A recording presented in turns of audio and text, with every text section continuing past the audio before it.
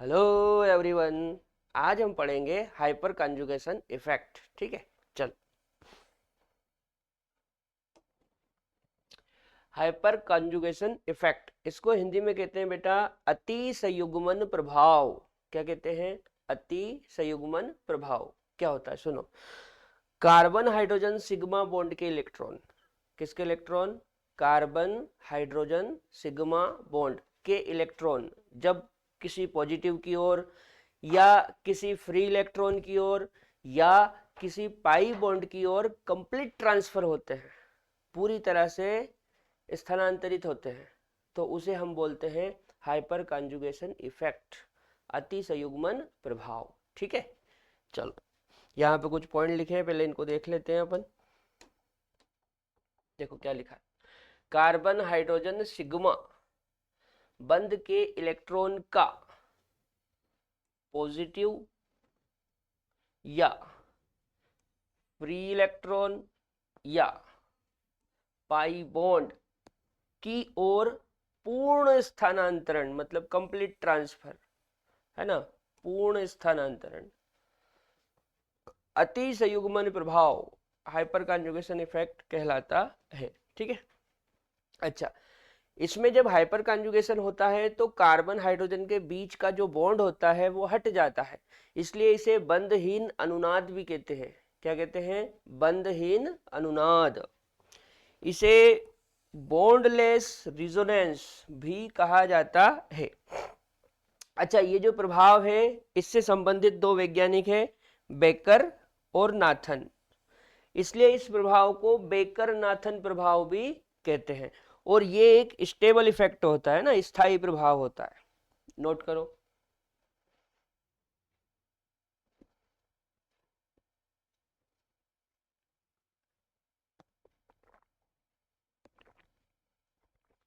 चलिए आगे बढ़ते हैं। अगला है एज प्रभाव की शर्त। जो हाइपर कंजुगेशन इफेक्ट है उसको शॉर्ट में एज प्रभाव भी कहते हैं ना। तो इसकी शर्त क्या है? देखो, पहली शर्त है एक, ज्यादा से ज्यादा तो कितने भी हो सकते हैं लेकिन कम से कम एक। तो एक कार्बन हाइड्रोजन सिग्मा बॉन्ड तथा पॉजिटिव संयुग्मी स्थिति पर होना चाहिए। अब संयुग्मी स्थिति का मतलब क्या होता है, देखो समझाता हूं। जैसे मान लो फॉर एग्जांपल संयुग्मी स्थिति पर होना चाहिए। एग्जांपल के लिए मान लो जैसे ये है CH3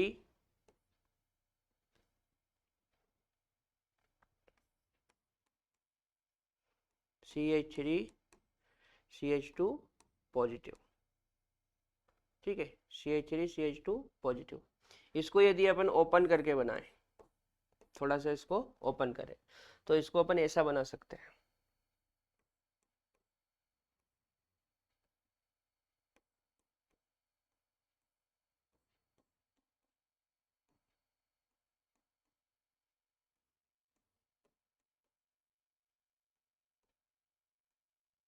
ये अब देखो, जैसे मान लो कि ये सिग्मा बॉन्ड है, ये क्या है? Sigma bond. और इस बॉन्ड में दो इलेक्ट्रॉन है ना। इस बॉन्ड में दो इलेक्ट्रॉन है, तो एक इलेक्ट्रॉन मान लो ये हो गया, एक इलेक्ट्रॉन ये हो गया।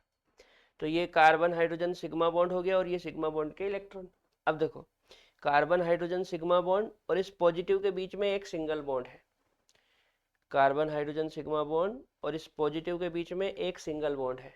ठीक है ना। तो जब सिग्मा बॉन्ड और पॉजिटिव दोनों के बीच में एक सिंगल बॉन्ड हो तो उसको बोलते हैं संयुग्मी स्थिति। क्या बोलते हैं? संयुग्मी स्थिति। ठीक है ना, कॉन्जुगेट पोजीशन। अब इसमें होता क्या है बेटा, ये जो पॉजिटिव होता है ना, ये बॉन्ड के इलेक्ट्रॉनों को अपनी तरफ खींच लेता है। पॉजिटिव बॉन्ड के इलेक्ट्रॉनों को अपनी तरफ खींच लेता है, तो ये बॉन्ड नीचे की तरफ शिफ्ट हो जाता है और फिर कुछ इस तरह से स्ट्रक्चर बनती है।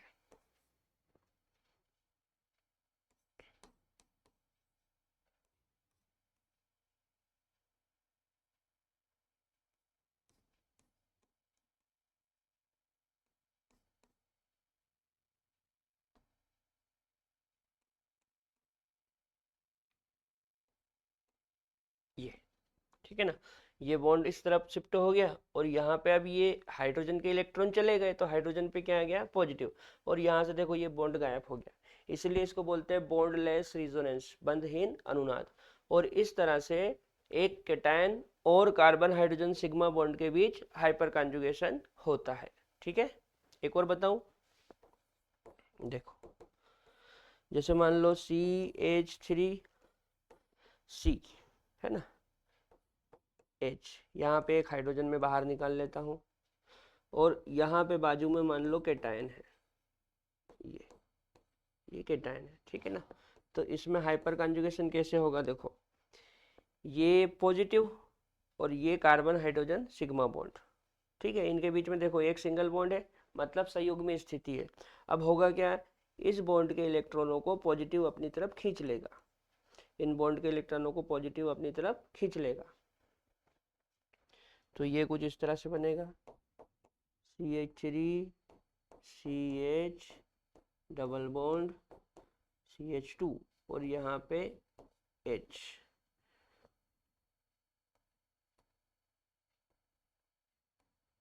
हाइड्रोजन के इलेक्ट्रॉन चले गए इसलिए हाइड्रोजन पे क्या आ गया, पॉजिटिव चार्ज आ गया। ठीक है, कुछ आ रहा समझ में। इस प्रकार से हाइपर कॉन्जुगेशन इफेक्ट होता है। ठीक है ना, नोट करो।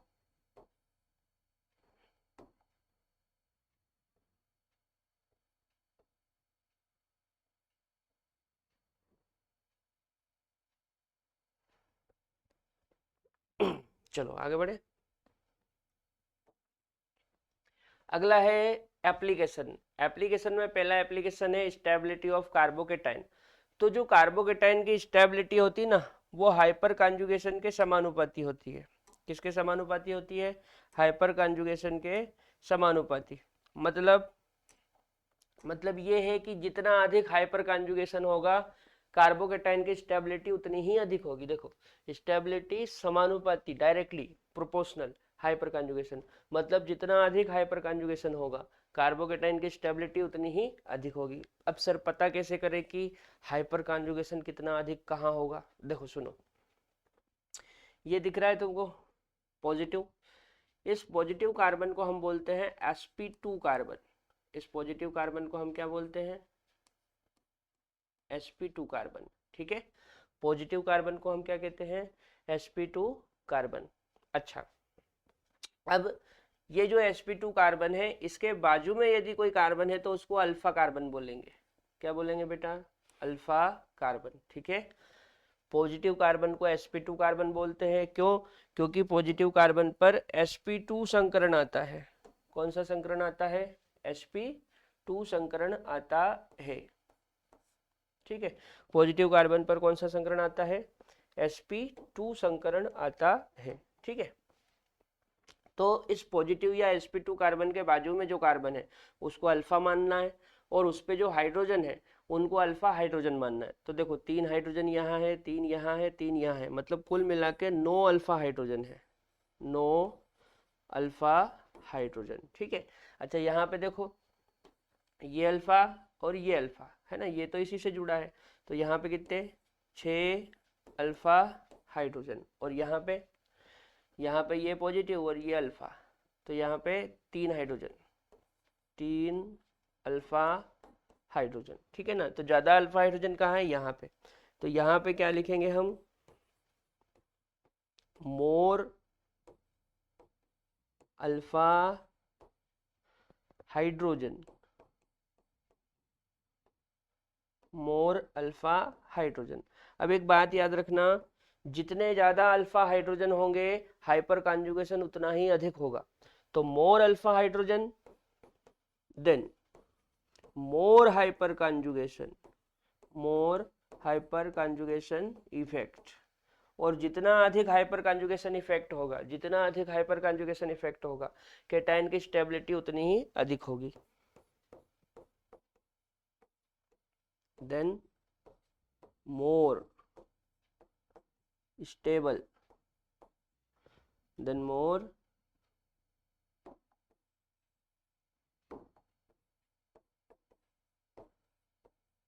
स्टेबल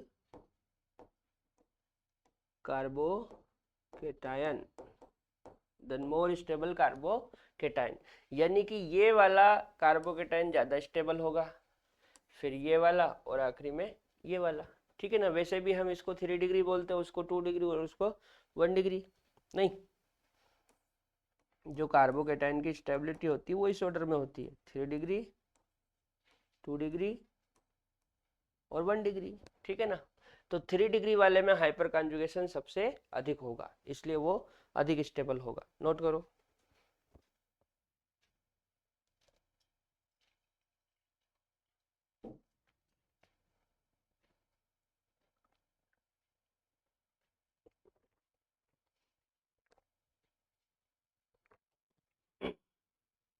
चलिए यहाँ पे समझते हैं। ये हमारा पॉजिटिव कार्बन हो गया, और पॉजिटिव कार्बन को ही हम क्या बोलते हैं, sp2 कार्बन। sp2 कार्बन के बाजू में जो कार्बन है उसको अल्फा मानना है। ठीक है, क्या मानना है, अल्फा मानना है। अब अल्फा कार्बन पे जो हाइड्रोजन है उनको अल्फा हाइड्रोजन मानना है। तो 2 यहाँ पे है, 2 यहाँ पे और 2 यहाँ पे, मतलब टोटल 6। तो 6 अल्फा हाइड्रोजन है ना। अच्छा, यहाँ पे देखो, ये पॉजिटिव, पॉजिटिव के बगल में ये अल्फा और ये अल्फा। कितने अल्फा है, अल्फा कार्बन 3 है और हाइड्रोजन कितने, 3 6 3 9, 9 अल्फा हाइड्रोजन। अब सोचो, इसमें 6 है जबकि उसमें 9 है, तो यहाँ पे अधिक अल्फा हाइड्रोजन है, तो इसलिए मैं बोलूंगा मोर अल्फा हाइड्रोजन। जब अल्फा हाइड्रोजन अधिक होंगे तो हाइपर कॉन्जुगेशन भी अधिक होगा, then more hyperconjugation effect.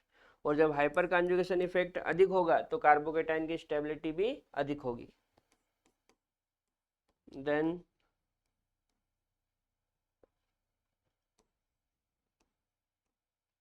मोर स्टेबल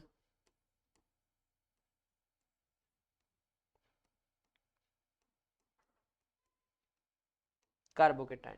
ठीक है, देन मोर स्टेबल कार्बोकेटाइन, यानी कि ये वाला कार्बोकेटाइन इसके कंपेयर में ज्यादा स्टेबल है ना। अब एक बात समझो आप, यदि मैं प्लस आई इफेक्ट देखूं, क्या देखूं, प्लस आई इफेक्ट, तो प्लस आई इफेक्ट में आप देखो, ये इथाइल है, ये क्या है, इथाइल है ना, जबकि इसको आप देखोगे तो ये मिथाइल है। ठीक है, मतलब इसमें इथाइल लगे, देखो दोनों ही 3 डिग्री है, ये वाला कार्बन भी 3 डिग्री है और ये जो केटाइन है, ये केटाइन भी 3 डिग्री है, ये वाला केटाइन भी 3 डिग्री है और ये वाला केटाइन भी 3 डिग्री है।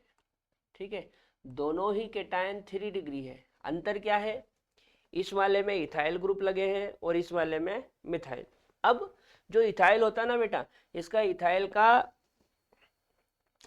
का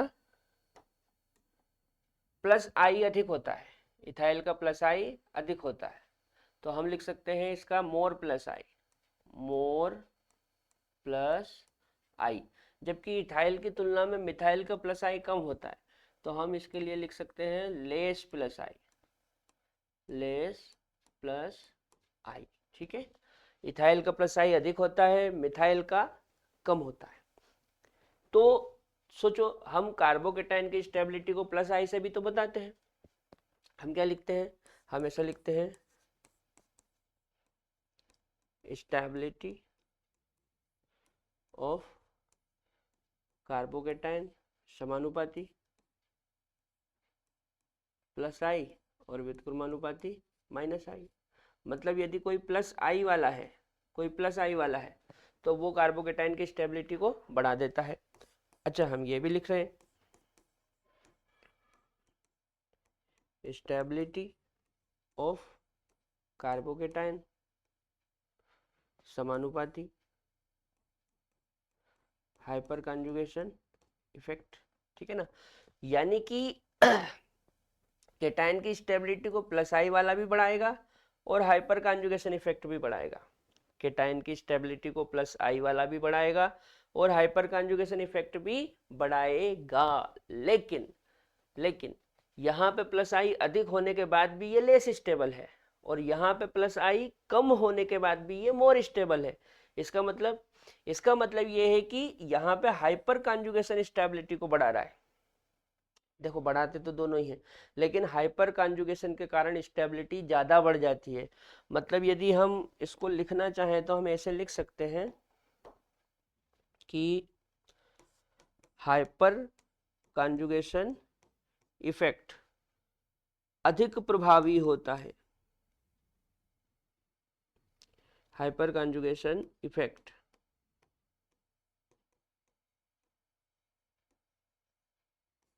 अधिक प्रभावी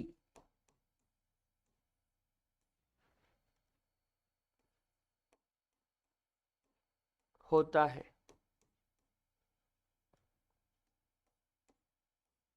प्लस आई प्रभाव से। ठीक है बेटा, कार्बोकेटाइन की स्टेबिलिटी को दोनों ही बढ़ाते हैं, प्लस आई भी और हाइपर कॉन्जुगेशन इफेक्ट भी। लेकिन हाइपर कॉन्जुगेशन इफेक्ट अधिक प्रभावशाली होता है, अधिक शक्तिशाली होता है। मतलब हाइपर कॉन्जुगेशन यदि कहीं पे अधिक हो रहा है तो उसकी स्टेबिलिटी ऑटोमेटिक अधिक हो जाएगी, फिर भले ही वहां पे प्लस आई लेस हो। क्लियर, नोट करो। चलो आगे बढ़ते हैं।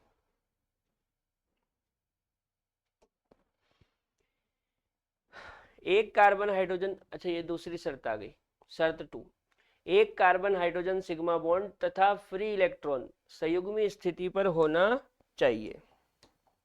क्या होना चाहिए? एक कार्बन हाइड्रोजन सिग्मा बॉन्ड तथा एक फ्री इलेक्ट्रॉन संयुग्मी स्थिति पर होना चाहिए। ठीक है, चलो इसमें देखते हैं इसमें कैसे होता है हाइपर कॉन्जुगेशन।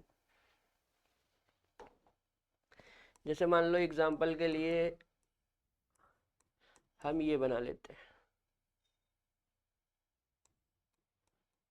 CH3 CH2 और ये फ्री रेडिकल। ठीक, इसको हम ऐसे भी बना सकते हैं या करके, या इधर बनाऊं।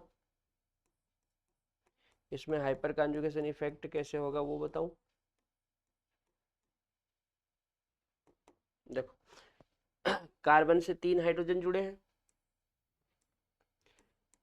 1 2 ये 3, और यहाँ पे इस कार्बन के ऊपर फ्री इलेक्ट्रॉन है। ठीक है, तो देखो फ्री इलेक्ट्रॉन और ये, इसको मान लो सिग्मा, तो फ्री इलेक्ट्रॉन और कार्बन हाइड्रोजन सिग्मा बॉन्ड ये संयुग्मी स्थिति पर होना चाहिए। मतलब इनके बीच में एक सिंगल बॉन्ड होना चाहिए, दोनों के बीच में एक सिंगल बॉन्ड होना चाहिए।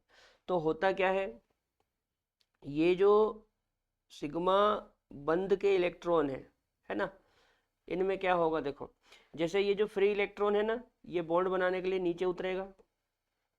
अब अकेला तो बॉन्ड बना नहीं सकता, तो इसकी हेल्प करने के लिए सिग्मा बॉन्ड का एक इलेक्ट्रॉन नीचे आ जाता है।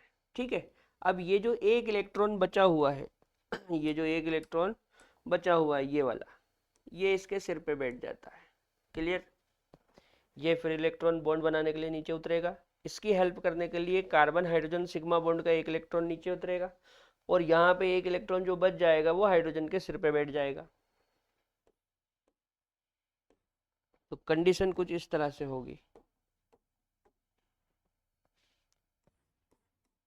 CH2 डबल बॉन्ड CH2, यहाँ पे हाइड्रोजन और ये उसका इलेक्ट्रॉन। ठीक है बेटा, इस प्रकार हाइपर कॉन्जुगेशन इफेक्ट होगा, नोट करो। चलो आगे देखते हैं। एप्लीकेशन में लिखा है stability of carbon free radical समानुपाती हाइपर कॉन्जुगेशन इफेक्ट। मतलब हाइपर कॉन्जुगेशन इफेक्ट जब बढ़ेगा तो फ्री रेडिकल की स्टेबिलिटी भी बढ़ेगी। यहाँ पे भी वही कंसेप्ट हमको लगाना है जो अभी लगा रहे थे। ये जो कार्बन है ये sp2 कार्बन है। कौन सा कार्बन है? sp2 carbon. इसके बाजू में ये अल्फा, ठीक है ना, और अल्फा पे जो हाइड्रोजन है वो अल्फा हाइड्रोजन, ये सब अल्फा हाइड्रोजन है। तो इसमें कितने अल्फा हाइड्रोजन है? 9 अल्फा हाइड्रोजन। अच्छा इसमें बताओ, इसमें आएंगे 6। 6 अल्फा हाइड्रोजन। अच्छा इसमें बताओ, इसमें 3 अल्फा हाइड्रोजन, ठीक है ना। तो जहां पे अल्फा हाइड्रोजन अधिक होंगे वहां पे हाइपर कॉन्जुगेशन अधिक होगा, more hyperconjugation effect then more stable, more hyperconjugation effect then more stable, ठीक है ना। तो ये वाला कार्बोकेटाइन ज्यादा स्टेबल होगा, फिर ये और फिर ये, सॉरी कार्बोकेटाइन नहीं, carbon free radical, carbon free radical. अच्छा कार्बन फ्री रेडिकल की स्टेबिलिटी देखें ना, तो इसकी स्टेबिलिटी भी इसी ऐसे ही होती है, 3 डिग्री 2 डिग्री और 1 डिग्री, इसी ऑर्डर में होती है ना, 3 डिग्री 2 डिग्री 1 डिग्री। आपको याद है जब अपन वो पढ़ते थे, क्या बोले, जब अपन प्लस आई इफेक्ट और प्लस एम इफेक्ट पढ़ रहे थे, वहां पे हमने देखा था कि कार्बोकेटाइन की स्टेबिलिटी और कार्बन फ्री रेडिकल की स्टेबिलिटी सेम होती है। कार्बोकेटाइन और कार्बन फ्री रेडिकल दोनों की स्टेबिलिटी सेम होती है, मतलब दोनों के ही ऑर्डर सेम बनते हैं, ठीक है, नोट करो। चलो आगे देखें। अच्छा तीसरी शर्त, एक कार्बन हाइड्रोजन सिग्मा बंध तथा एक पाई बॉन्ड संयुग्मी स्थिति पर होना चाहिए। चलो समझते हैं। CH3 CH double bond CH2, इसको यदि हम देखें तो ये एक प्रकार से एल्कीन है। कौन है? एल्कीन, यानी कि एल्कीन में भी हाइपर कॉन्जुगेशन इफेक्ट होगा। चलो देखते हैं कैसे होता है।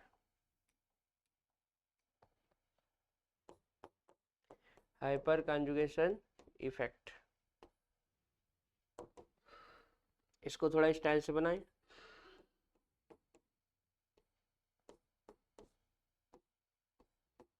ठीक है, और ये फिर कार्बन आ गया और ये CH2, ठीक।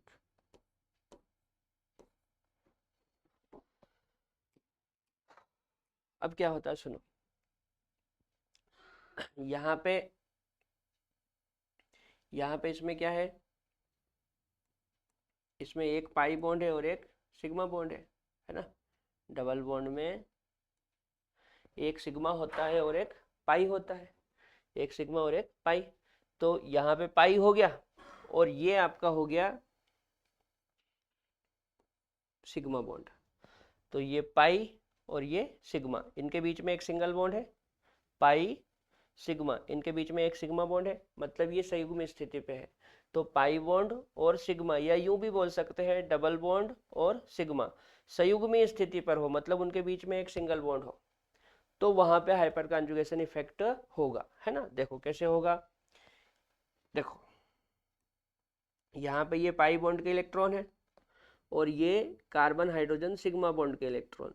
तो होता क्या है, ये कार्बन हाइड्रोजन सिग्मा बॉन्ड के इलेक्ट्रॉन इस तरफ उतरेंगे तो इसको धक्का लगेगा और ये इसके सर पे बैठ जाएगा, ठीक है ना।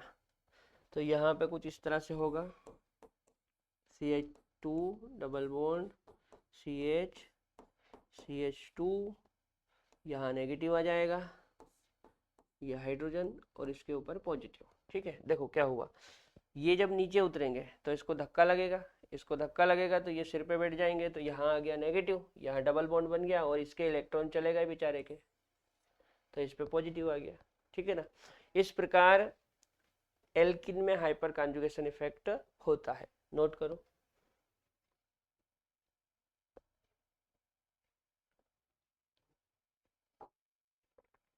चलो अगला है स्टेबिलिटी ऑफ एल्किन। जो एल्किन की स्टेबिलिटी है वो भी हाइपर कॉन्जुगेशन प्रभाव के समानुपाती है, मतलब हाइपर कॉन्जुगेशन इफेक्ट बढ़ेगा तो एल्किन की स्टेबिलिटी बढ़ेगी, ठीक है। अच्छा सुनो बात को, जो डबल बॉन्ड कार्बन होता है उसको हम sp2 कार्बन कहते हैं, डबल बॉन्ड कार्बन को क्या कहते हैं? sp2 carbon. तो ये भी डबल बॉन्ड है इसलिए ये भी sp2, और ये भी डबल बॉन्ड है इसलिए ये भी sp2। तो डबल बॉन्ड कार्बन को हम sp2 कार्बन कहते हैं, ठीक है ना। अब sp2 कार्बन के बाजू में जो कार्बन है वो अल्फा कार्बन है, ठीक है। sp2 कार्बन के बाजू में जो कार्बन है वो अल्फा कार्बन, ठीक। ठीक इसी प्रकार यहाँ पे ये sp2, ये sp2, इधर कुछ नहीं है लेकिन ये अल्फा है, ठीक है। तो कितने अल्फा हाइड्रोजन, देखो 3 यहाँ पे और 3 यहाँ पे, इसमें 6 अल्फा हाइड्रोजन है। कितने अल्फा हाइड्रोजन है, 6। तो 6 अल्फा हाइड्रोजन। अच्छा इसमें कितने हैं, 3, 3 अल्फा हाइड्रोजन, ठीक है ना, 3 अल्फा हाइड्रोजन। तो ज्यादा अल्फा हाइड्रोजन कहाँ है, यहाँ पे है, तो मैं यहाँ लिखूंगा मोर हाइपर कंजुगेशन इफेक्ट। भाई जहाँ पे अल्फा हाइड्रोजन अधिक होंगे वहां पे हाइपर कंजुगेशन इफेक्ट अधिक होगा, आप ये समझ लो, ठीक है ना। जहाँ पे अल्फा हाइड्रोजन अधिक होंगे वहां पे हाइपर कंजुगेशन इफेक्ट भी अधिक होगा। तो यहाँ पे अल्फा हाइड्रोजन 6 है, उसकी तुलना में ज्यादा है ना, ये मोर अल्फा हाइड्रोजन है, मोर अल्फा हाइड्रोजन। और ये कम है तो less alpha hydrogen, less alpha hydrogen. तो more alpha hydrogen then more hyperconjugation effect, then more stable alkene, then more stable alkene, ठीक है ना। मतलब ये वाली एल्किन अधिक स्टेबल है, किससे, इससे, है ना। नोट करो।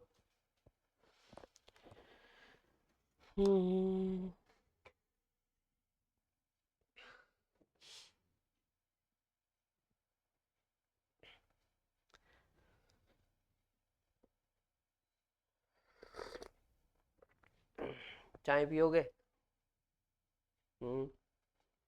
नोट करो।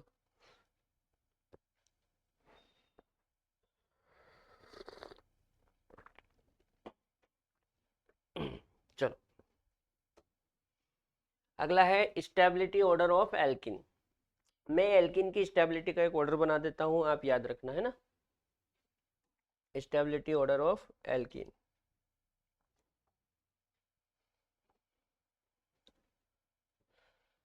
CH3 C CH3 double bond C CH3 CH3, ठीक है।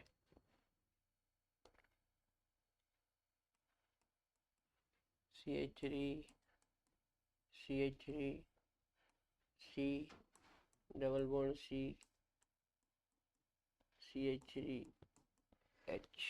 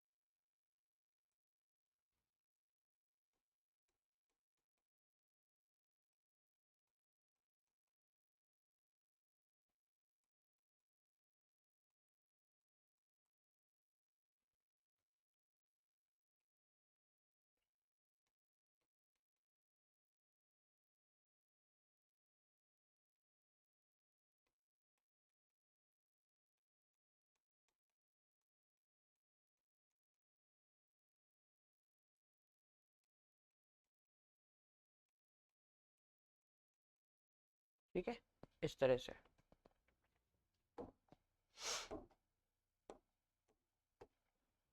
इसमें देखो ये sp2 कार्बन हो गया और ये भी sp2 हो गया। अब sp2 पे ये अल्फा, ये अल्फा, ये अल्फा, ये अल्फा, तो 3 हाइड्रोजन यहाँ है, 3 यहाँ है, 3 यहाँ है और 3 यहाँ है। टोटल कितने हो गए, 12 अल्फा हाइड्रोजन, मतलब इसमें 12 अल्फा हाइड्रोजन है। अच्छा इसमें देखो ये sp2, ये भी sp2, अब sp2 पे ये अल्फा, ये अल्फा, ये अल्फा और ये तो हाइड्रोजन है ना, जो कि इसी से जुड़ा है, तो ये तो कहीं काउंट नहीं होगा। तो 3 3 6 और 3 9, 9 अल्फा हाइड्रोजन। ठीक है ना, तुम इसको काउंट मत कर लेना, नहीं तो तुम इसको जोड़ के 10 कर लो। ये हाइड्रोजन तो इस कार्बन से जुड़ा है, sp2 कार्बन से जुड़ा है, ठीक है ना। अल्फा कार्बन वो होता है जो sp2 कार्बन से कार्बन जुड़ा हो, और उस कार्बन पे जो हाइड्रोजन होते हैं उनको अल्फा हाइड्रोजन कहते हैं। तो ये हाइड्रोजन तो इस कार्बन का ही है, ठीक है ना, तो 9 हो गए। अच्छा यहाँ पे ये sp2 कार्बन, ये sp2 कार्बन, sp2 कार्बन के बाजू में जो कार्बन वो अल्फा, इधर भी ये अल्फा, लेकिन अब ये इधर तो कोई कार्बन है ही नहीं ना, तो ये जो हाइड्रोजन है ये हाइड्रोजन तो इसी से जुड़े हुए हैं, तो यहाँ पे कितने आएंगे 6, 6 अल्फा हाइड्रोजन।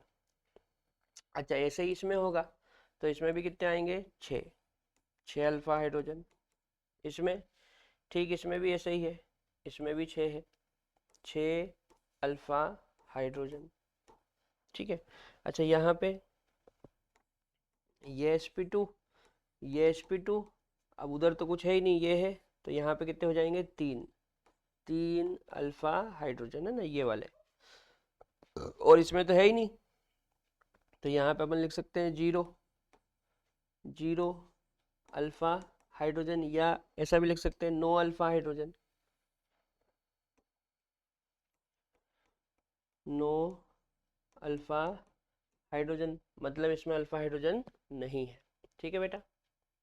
तो हमने अभी क्या पढ़ा, हमने पढ़ा कि यदि अल्फा हाइड्रोजन अधिक है तो हाइपर कॉन्जुगेशन भी अधिक होगा और एल्किन की स्टेबिलिटी भी अधिक होगी।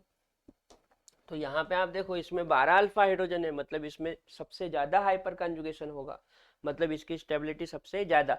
अब हाइड्रोजन कम होंगे तो हाइपर कॉन्जुगेशन भी कम हो जाएगा, तो स्टेबिलिटी भी कम हो जाएगी, और हाइड्रोजन कम होंगे तो हाइपर कॉन्जुगेशन और कम होगा, स्टेबिलिटी और कम होगी, नहीं। अच्छा एक बात ध्यान रखना, देखो यहाँ पे इसमें भी 6 है, इसमें भी 6 है, इसमें भी 6 है ना, इन तीनों का विशेष ध्यान रखना।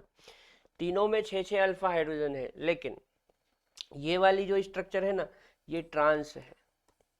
ये कैसी स्ट्रक्चर है, ट्रांस, अपन सिस ट्रांस पढ़ते हैं ना, तो ये स्ट्रक्चर ट्रांस है, ये वाली स्ट्रक्चर सिस है। तो सिस के कंपेयर में ट्रांस ज्यादा स्टेबल होती है, याद रखना, सिस के कंपेयर में ट्रांस ज्यादा स्टेबल होती है, और ट्रांस से भी ज्यादा स्टेबल ये वाली स्ट्रक्चर होती है जिसमें दोनों अल्फा कार्बन एक ही तरफ हो, दोनों अल्फा कार्बन एक ही तरफ हो, ठीक है, दोनों अल्फा कार्बन एक ही तरफ हो, ये ज्यादा स्टेबल होती है। तो विशेषकर इन तीनों का ध्यान रखना, तीनों में 6 अल्फा हाइड्रोजन है, फिर भी सिस वाली से ज्यादा स्टेबल ट्रांस वाली, और ट्रांस वाली से ज्यादा स्टेबल ये वाली जिसमें दोनों अल्फा कार्बन एक ही तरफ हो, ठीक है, नोट कर लो।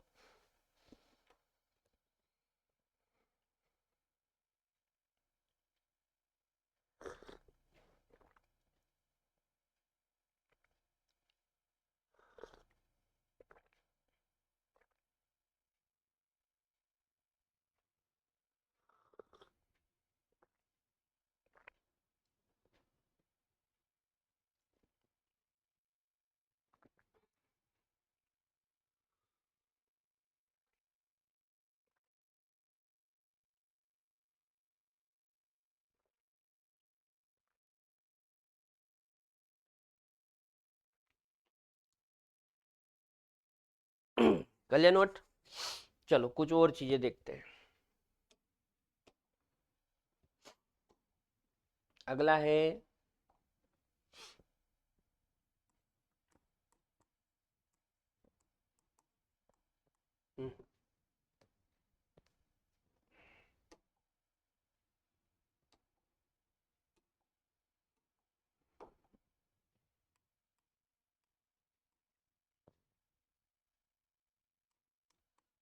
हाइड्रोजन के प्रति, या H2 लिखना चाहिए, H2 के प्रति, H2 के प्रति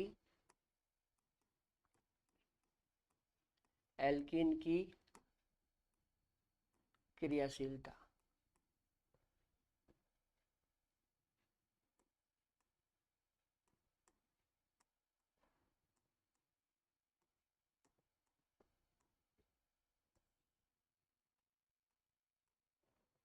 H2 के प्रति एल्किन की क्रियाशीलता, यदि H2 के प्रति एल्किन की क्रियाशीलता हम देखें तो उसका कंसेप्ट ये होता है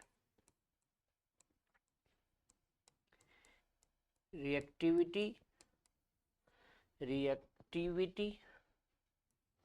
व्युत्क्रमानुपाती स्टेबिलिटी।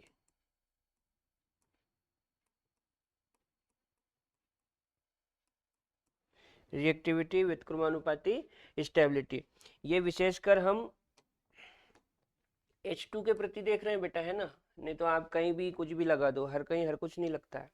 ये जो रिएक्टिविटी ऑर्डर है ये स्पेशली हाइड्रोजन के लिए है, ठीक है। तो हाइड्रोजन के प्रति जो रिएक्टिविटी होगी वो स्टेबिलिटी के व्युत्क्रमानुपाती होगी, मतलब स्टेबिलिटी बढ़ेगी तो रिएक्टिविटी घटेगी, ठीक है। एग्जाम्पल से समझाता हूँ, देखो जैसे मान लो CH3 CH double bond CH और ये CH3, ठीक है। एक और ले लेते हैं CH3 CH double bond CH2, ठीक है। मान लो ये दो एल्कीन है। सबसे पहले आप क्या करें, सबसे पहले आप ये चेक करें, सबसे पहले ये चेक करें कि इनमें अल्फा हाइड्रोजन कितने हैं। तो देखो ये sp2 कार्बन, ये sp2 कार्बन, ये वाला भी sp2 कार्बन। sp2 कार्बन से जो कार्बन जुड़ा होता है वो अल्फा, ठीक है ना। तो 3 हाइड्रोजन यहाँ है और 3 यहाँ है, मतलब 6 अल्फा हाइड्रोजन है, 6 अल्फा हाइड्रोजन। कितने अल्फा हाइड्रोजन, 6 अल्फा हाइड्रोजन। अच्छा यहाँ पे देखें, ये sp2, ये भी sp2, तो sp2 के इधर तो कुछ नहीं है, इधर है, तो ये अल्फा। कितने अल्फा हाइड्रोजन, 3 अल्फा हाइड्रोजन, ठीक है। अब इसके कंपेयर में इसके पास ज्यादा अल्फा हाइड्रोजन है, तो मैं लिख सकता हूं मोर अल्फा हाइड्रोजन। अब अल्फा हाइड्रोजन जितने अधिक होते हैं हाइपर कॉन्जुगेशन प्रभाव भी उतना ही अधिक होता है। Then more hyperconjugation effect, मतलब हाइपर कॉन्जुगेशन इफेक्ट अधिक होगा। अब हाइपर कॉन्जुगेशन इफेक्ट जब अधिक होता है तो एल्केन की स्टेबिलिटी भी अधिक होती है। देन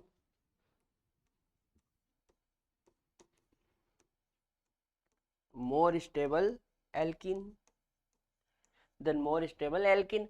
अब एल्किन की स्टेबिलिटी जब अधिक होगी तो रिएक्टिविटी कम हो जाएगी।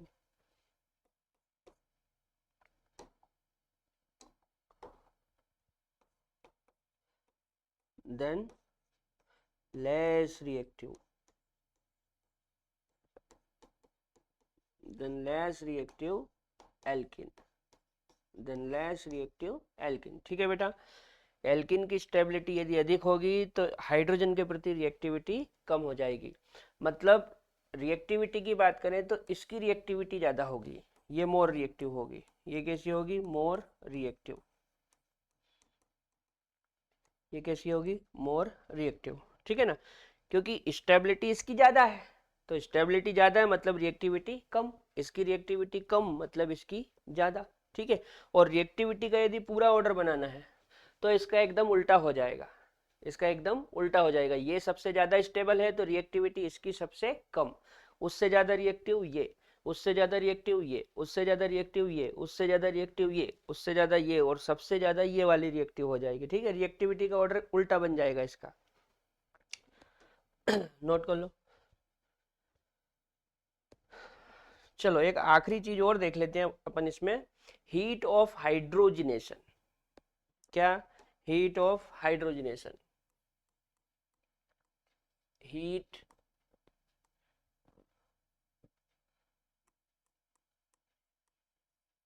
Heat of hydrogenation, heat of hydrogenation, ठीक है ना। हिंदी में बोलते हैं हाइड्रोजनीकरण की ऊष्मा। हिंदी में क्या बोलते हैं, हाइड्रोजनीकरण की ऊष्मा, ठीक है। चलो क्या होता है सुनो, जैसे मान लो मेरे पास कोई एल्कीन है ना, CH3 CH double bond CH2, ठीक है, ये एल्कीन है। मेरे को इस एल्किन पर हाइड्रोजन का योग करवाना है। इस एल्किन पर क्या करवाना है? हाइड्रोजन का योग। तो इस एल्किन पर जब मैं हाइड्रोजन का योग करवाऊंगा, इस एल्किन पर जब हाइड्रोजन का योग करवाऊंगा, तो ये जो हाइड्रोजन है ना बेटा, ये जो हाइड्रोजन है ना, ये डबल बॉन्ड के दोनों कार्बन पे आके जुड़ेंगे। ये जो हाइड्रोजन है, ये डबल बॉन्ड के दोनों कार्बन पे आके जुड़ेंगे। तो एक हाइड्रोजन तो यहाँ आ जाएगा और एक हाइड्रोजन यहाँ आ जाएगा, ठीक है। तो ये कुछ इस तरह से बनेगा, CH3 CH3 CH2 CH3, ठीक है। जब ये हाइड्रोजन यहाँ आके जुड़ेंगे तो इस तरह से प्रोडक्ट बनेगा और साथ में हीट निकलेगी। साथ में क्या निकलेगी? हीट, ठीक है ना। तो जब हाइड्रोजन एल्किन पर जुड़ेंगे, यानी कि हाइड्रोजन का एल्किन पर योग होगा, तो उस समय प्रोडक्ट के साथ कुछ हीट निकलती है। उस हीट को ही हम क्या बोलते हैं? हीट ऑफ हाइड्रोजनेशन, हाइड्रोजनीकरण की ऊष्मा। अच्छा, यहाँ पे ये एल्कीन है, ये कौन है? एल्कीन। और ये कौन है? ये एल्केन है। अच्छा, जो एल्कीन होता है वो अनसेचुरेटेड होता है। कैसा होता है? अनसेचुरेटेड। अनसेचुरेटेड मतलब असंतृप्त। और जो एल्केन होता है वो सेचुरेटेड होता है। सेचुरेटेड। सेचुरेटेड मतलब संतृप्त। तो हम ये भी बोल सकते हैं कि जब एक असंतृप्त अनसेचुरेटेड हाइड्रोकार्बन संतृप्त हाइड्रोकार्बन यानी कि सेचुरेटेड हाइड्रोकार्बन में कन्वर्ट होता है, तो उस समय जो हीट निकलती है, उस हीट को हम कहते हैं हीट ऑफ हाइड्रोजनेशन, हाइड्रोजनीकरण की ऊष्मा। अब कहाँ पे हीट ज़्यादा निकलेगी, कहाँ पे कम निकलेगी, वो कैसे पता करें? तो उसका तरीका भी बिल्कुल सिंपल है। Heat of hydrogenation, heat of hydrogenation व्युत्क्रमानुपाती।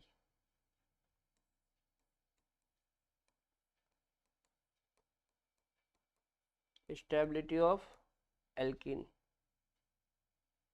स्टेबिलिटी ऑफ एल्कीन मतलब एल्कीन की स्टेबिलिटी अधिक होगी तो हीट ऑफ हाइड्रोजनेशन कम होगी, ठीक है ना। इसका मेन कंसेप्ट क्या है, देखो समझाता हूँ। मेन क्या है इसका, समझो। जैसे हम लिखते हैं H, या पूरा लिखूं, हीट ऑफ हाइड्रोजनेशन। ये जो हीट ऑफ हाइड्रोजनेशन है, ये जो हीट ऑफ हाइड्रोजनेशन है, ये समानुपाती होती है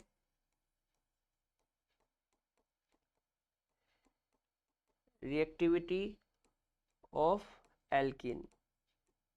समानुपाती होती है रिएक्टिविटी ऑफ एल्कीन। मतलब एल्कीन की रिएक्टिविटी जितनी अधिक होगी, हीट ऑफ हाइड्रोजनेशन उतनी अधिक होगी। भाई देखो, एल्कीन जितनी ज़्यादा रिएक्टिव होगी वो हाइड्रोजन से उतनी ही अधिक क्रिया करेगी, और जितनी अधिक क्रिया होगी उतनी ही हीट निकलेगी। तो जितनी अधिक रिएक्टिविटी उतनी अधिक हीट। क्लियर? अब ये जो रिएक्टिविटी है ये स्टेबिलिटी के व्युत्क्रमानुपाती होती है।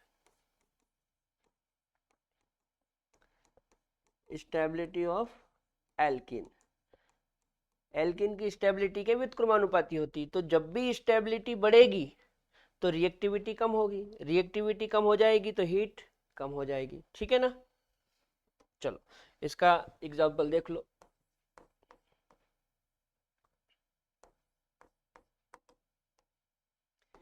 CH3 CH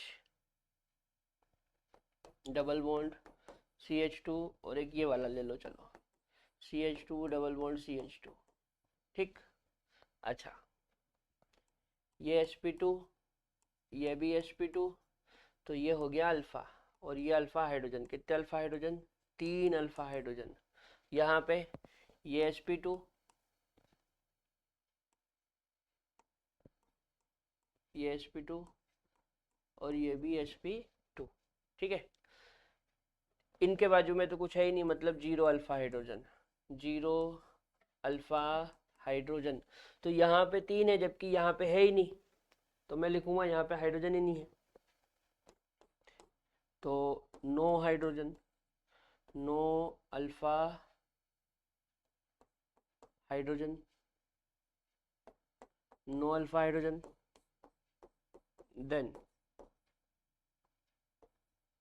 very less, then very less, अरे यार, then very less stable,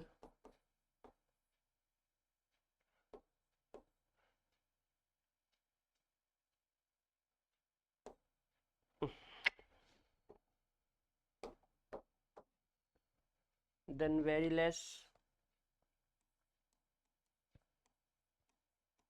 stable alkene. देखो एल्किन की जो स्टेबिलिटी होती है वो अल्फा हाइड्रोजन से बढ़ती है, क्योंकि अल्फा हाइड्रोजन अधिक होने पे हाइपर कॉन्जुगेशन अधिक होता है, तो स्टेबिलिटी भी अधिक हो जाती है। अब यहाँ तो अल्फा हाइड्रोजन ही नहीं है, इसलिए ये very less stable, then very less stable alkene. अब वेरी लेस स्टेबल है मतलब रिएक्टिविटी बहुत अधिक होगी, देन वेरी मोर रिएक्टिव मतलब बहुत अधिक रिएक्टिव, वेरी मोर रिएक्टिव। अब मोर रिएक्टिव होगी तो more heat of hydrogenation, then more heat of hydrogenation.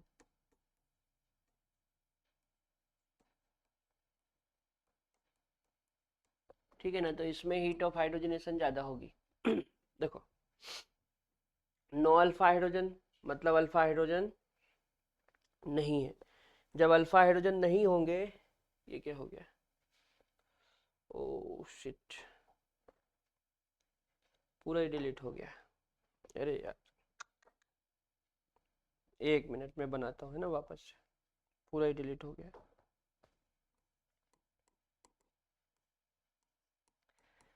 CH3 CH double bond CH2 और CH2 डबल बॉन्ड CH2, ठीक है ना। इसमें no alpha hydrogen, no alpha hydrogen, then less stable,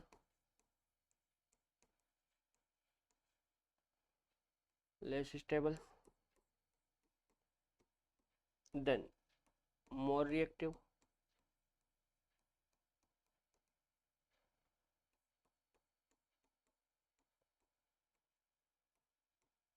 then more heat of hydrogenation. ठीक है बेटा, तो इसकी हीट ऑफ हाइड्रोजनेशन अधिक होगी। यदि इसको देखें तो उसके कंपेयर में ये ज़्यादा स्टेबल है, तो मोर stable,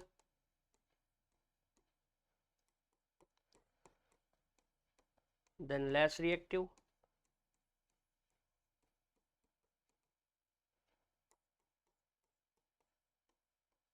than less heat of hydrogenation.